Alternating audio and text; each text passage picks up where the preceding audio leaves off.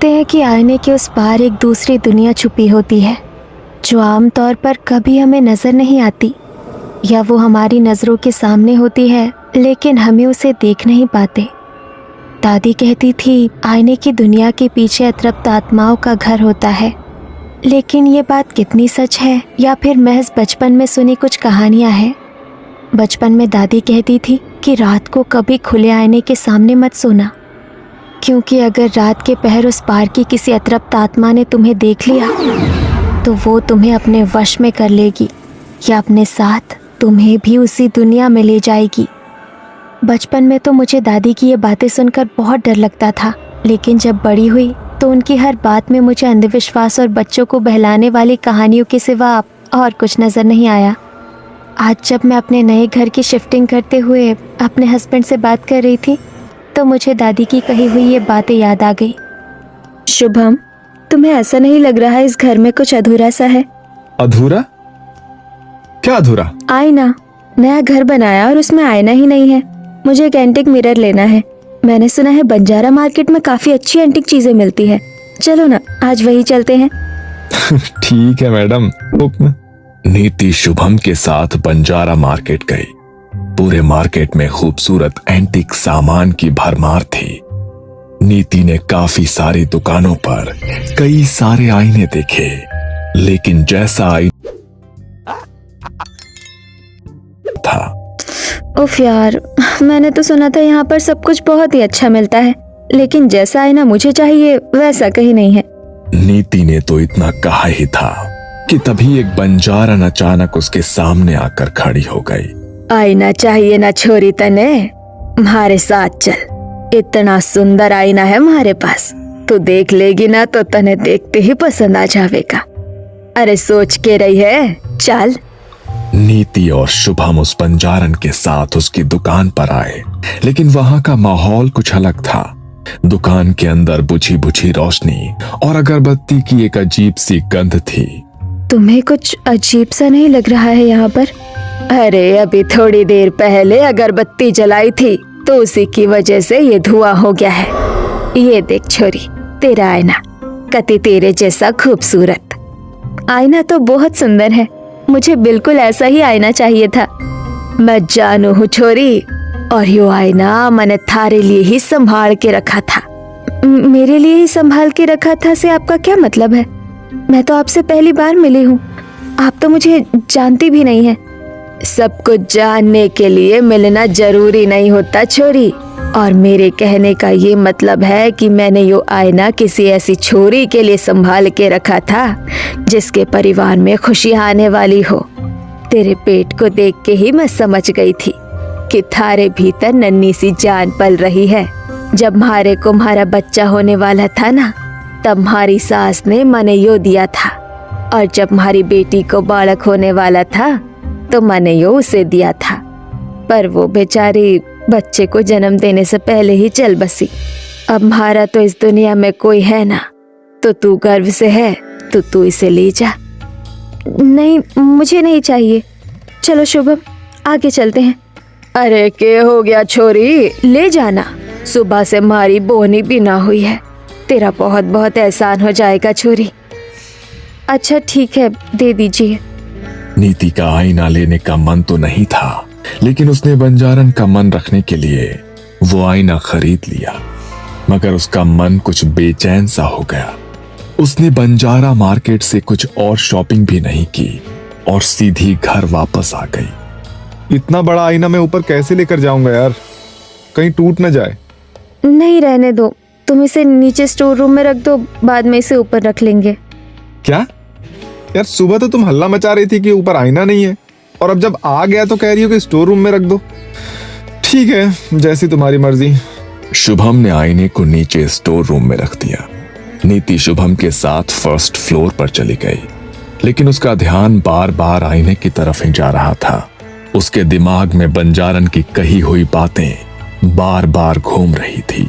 अरे क्या हुआ, कहाँ खो गई? तुम्हें उस बंजारन की बातें कुछ अजीब नहीं लगी शुभम? मतलब उसे कैसे पता लगा कि मैं प्रेग्नेंट हूँ, और उसकी बेटी की कहानी? अरे इसमें इतना सोचने वाली कोई बात नहीं नीति। अरे पुरानी औरतों को अक्सर देखकर ही सब पता लग जाता है, और रही बात उसकी बेटी की कहानी की, तो उसने तुम्हें प्रेग्नेंट देखा तो अपना दुख तुम्हारे साथ बांट लिया। कल मुझे जल्दी ऑफिस के लिए निकलना है, तो मैं सोने जा रहा हूं। शुभम नीति को समझाकर सो गया, लेकिन नीति उन बातों को मानने को तैयार नहीं थी। जैसे तैसे करके देर रात उसे नींद आई।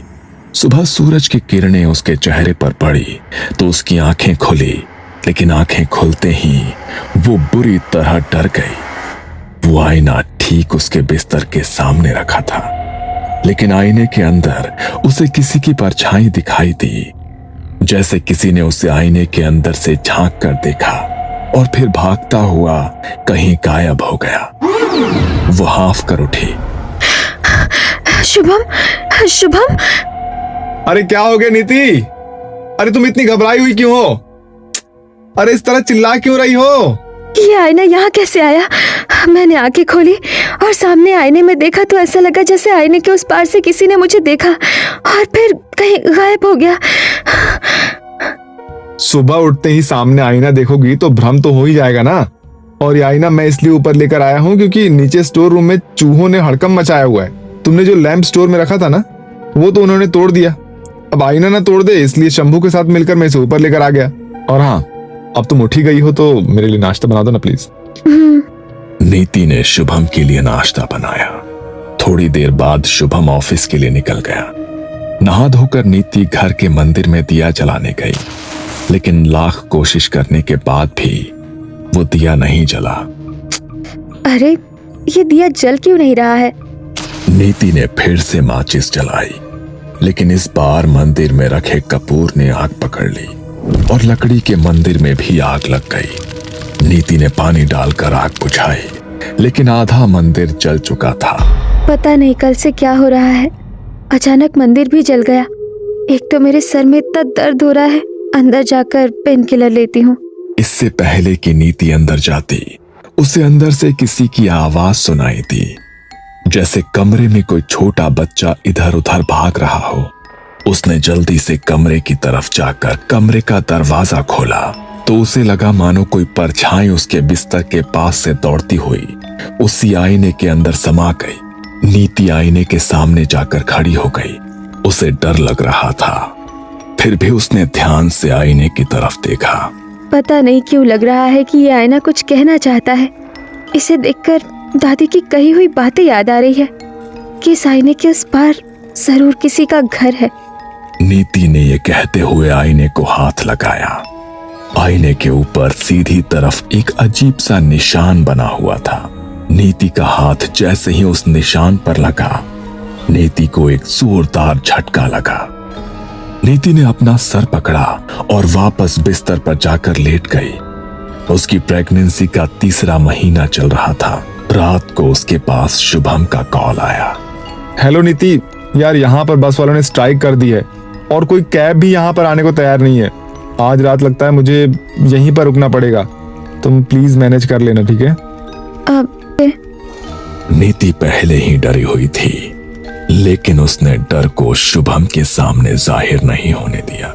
वो चादर ओढ़कर अपने बिस्तर पर आंखें बंद करके लेट गई। घड़ी में रात के 12 बज गए थे, लेकिन अभी तक उसे नींद नहीं आई थी। थोड़ी देर बाद उसकी हल्की आंख लग गई, लेकिन तभी उसके कानों में किसी की फुसफुसाहट की आवाज पड़ी, जैसे कोई छोटा बच्चा बड़ी ही भयानक आवाज में कोई राइम गाता हुआ उसके पास आ रहा हो।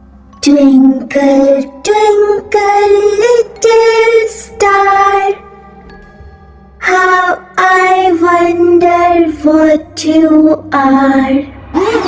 तभी उसकी नजर सामने आईने पर पड़ी और आईने के अंदर का भयानक दृश्य देखकर नीति की रूह कांप गई। आईने में एक बेहद भयानक छोटा बच्चा उसे दिखाई दिया। उसने अपने हाथों से अपनी गर्दन को मरोड़कर तोड़ दिया और अपनी गर्दन अपने हाथों में लिए नीति की तरफ बढ़ने लगा। डर के मारे नीति का पूरा शरीर पसीने से भीग गया। वो जोर से चिल्लाई और उसने रूम की लाइट्स ऑन कर दी, लेकिन लाइट ऑन ही नहीं हुई। नीति ने एसी की तरफ देखा तो वो भी बंद था। लगता है लाइट चली गई है और दादी ठीक कहती थी, बिस्तर के आगे कभी भी आईना नहीं रखना चाहिए। आईना बिस्तर के सामने से हटा देती हूँ। बहुत अजीब अजीब भ्रम हो रहे हैं इससे मुझे। नीति अपने बिस्तर से उठकर आईने की तरफ गई। उसने दोनों हाथों से आईना पकड़ा और उसे दूसरी तरफ रखने की कोशिश करने लगी, लेकिन आईना उससे हिल ही नहीं रहा था, जैसे वो खुद ही उसके बिस्तर के सामने से कहीं जाना ही नहीं चाहता था।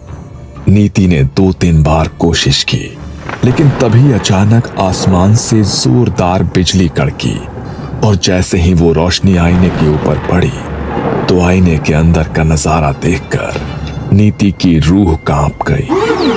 आईने में एक बुरी तरह जख्मी औरत दिखाई दे रही थी, जो गर्भ से थी, जिसका चेहरा घूंघट से ढका हुआ था, और उसके साथ एक बच्चा जिसका पूरा शरीर जख्मों से छलनी हो चुका था और कपड़े खून से भरे हुए थे।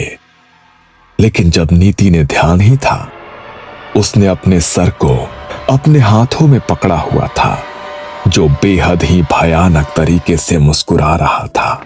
तभी दोबारा से बिजली कड़की और इस बार आईने पर रोशनी पड़ी तो आईने के भीतर कुछ भी नहीं था।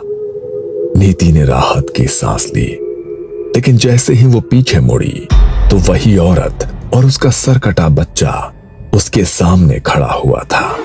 नीति बुरी तरह घबरा गई और जोर से चिल्लाई, लेकिन वहां उसकी मदद करने वाला कोई भी नहीं था। उन दोनों ने कसकर नीति के हाथ को पकड़ लिया। नीति खुद को बचाने के लिए छटपटाई और जोर जोर से चिल्लाने लगी।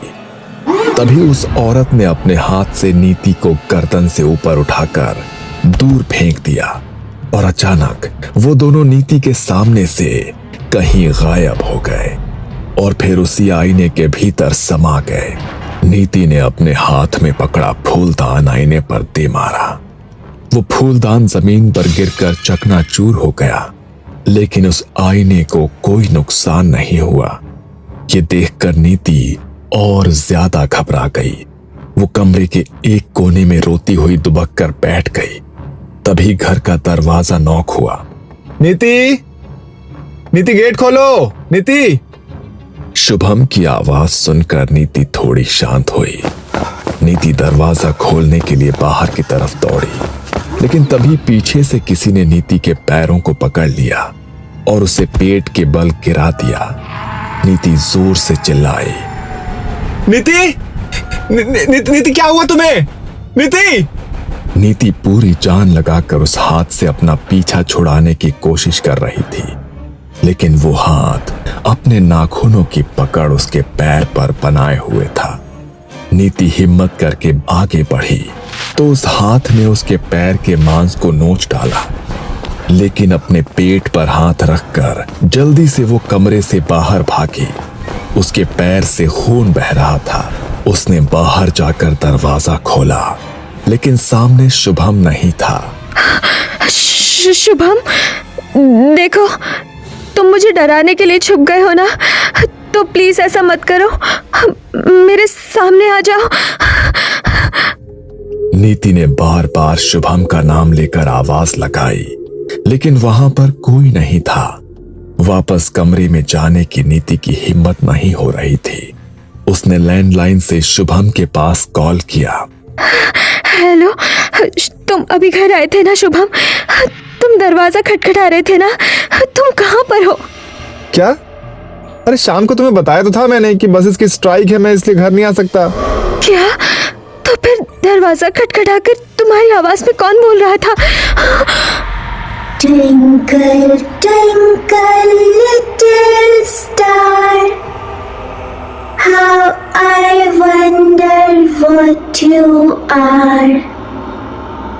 नीति के कानों में फिर से बच्चे की वही भयानक आवाज पड़ी और अचानक कॉल भी डिस्कनेक्ट हो गई। हेलो शुभम। अंदर नीति के फोन पर रिंग हुई, लेकिन वो अंदर नहीं जाना चाहती थी। पर ना चाहते हुए भी उसके पैर अपने आप कमरे की तरफ बढ़ने लगे। उसने खुद को रोकने की बहुत कोशिश की, लेकिन वो अपने आप को रोक नहीं पाई। वो कमरे में गई उसके कमरे में जाते ही कमरे का दरवाजा अपने आप बंद हो गया और कमरे में बच्चे की वही भयानक आवाज गूंज उठी। Twinkle, twinkle, little star, how I wonder what you are. नीति ने नजर घुमाकर इधर उधर देखा तो आईने में उसे वही सरकटा बच्चा दिखाई दिया जो अपनी गर्दन हाथ में लेकर ये पोयम गुनगुना रहा था। आखिर क्या बिगाड़ा है मैंने तुम्हारा? क्यों मेरे पीछे पड़ गए हो तुम? नीति के इतना कहते ही कमरे में एक जोरदार चीख गूंजी, लेकिन वो चीख उस बच्चे की नहीं बल्कि उस औरत की थी। वो बच्चा नीति के सामने आकर खड़ा हो गया और उसे घसीटता हुआ आईने के सामने लाकर खड़ा कर दिया। आईने के अंदर वही घायल औरत थी। उसने अपने चेहरे पर घूंघट लिया हुआ था। उसने जैसे ही अपना घूंघट हटाया तो नीति की जान सूख कर उसके हलक में अटक गई। तुम? आईने के उस पार जो औरत खड़ी थी उसका चेहरा हूबहू उसी बंजारन जैसा था जिसने उसे वो आईना बेचा था। तुम? ये चेहरा तो हूबहू उसी औरत से मिल रहा है जिसने मुझे ये आईना बेचा था। ये सब मेरे साथ क्या हो रहा है? याद कर वो रात माणिक नगर में नशे में गाड़ी चलाकर जब तूने एक औरत और उसके बच्चे को मार दिया था। वो मैं ही थी। तूने मुझे मारा, मेरे 5 साल के बच्चे को बेरहमी से मार डाला, अपनी गाड़ी के नीचे रौंद डाला। मेरे पेट में एक नन्ही जान पल रही थी, तूने उसे भी मार डाला। उस दिन से लेकर आज तक मेरी माँ तुझे ही ढूंढ रही थी और देख तू मेरी माँ को मिल गई और अपने हाथों से तू मुझे अपने घर ले आई।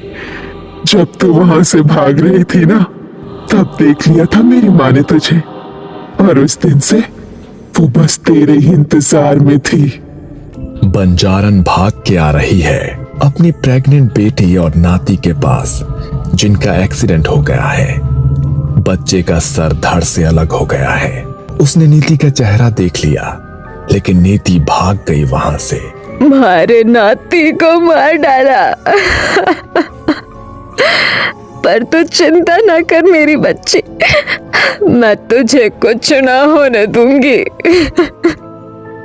पहले ही मर चुका था लेकिन उसने अपनी बेटी और उसके पेट में पल रहे बच्चे के लिए जल्दी से एम्बुलेंस के पास फोन किया।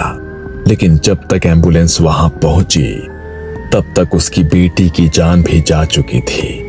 बंजारन उनके पार्थिव शरीर को अपने घर में लेकर आई। उसके ऊपर दुखों का इतना बड़ा पहाड़ टूट गया था कि वो अपने आंसुओं को रोक नहीं पा रही थी। इस दुनिया में थारे सिवा हमारा था ही कौन?